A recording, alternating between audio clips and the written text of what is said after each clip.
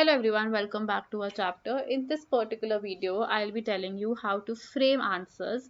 We have been loading more videos like these in the past, so you can go check them out as well. This is for class 10 literature. I'll be taking you through a question from Letter from God, which is the first chapter of your literature.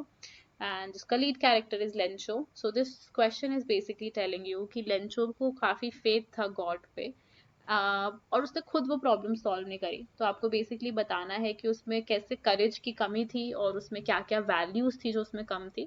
तो basically आपको एक brief देना है उसके character का और जो क्या चीजें उसमें नहीं थी।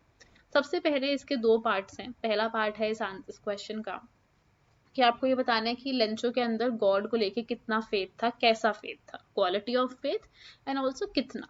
तो आपको ये बताना है कि उसको काफी उन पे फेथ था, इतना फेथ था कि उसने सोचा कि जब गॉड उसको हेल्प करेंगे तो वो पूरा 100 पेसों से हेल्प करेंगे, 70 80 इन सबसे नहीं करेंगे।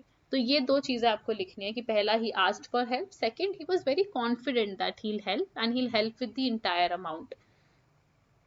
अब उसमें क्या क्या कमियां थी, उसमें ये कमी थी कि वो प्रैक्टिकल बिल्कुल नहीं था, वो रैशनल बिल्कुल नहीं था। रैशनल मतलब उसको सही गलत की समझ नहीं थी, अंडरस्टैंडिंग वो बिल्कुल नहीं था।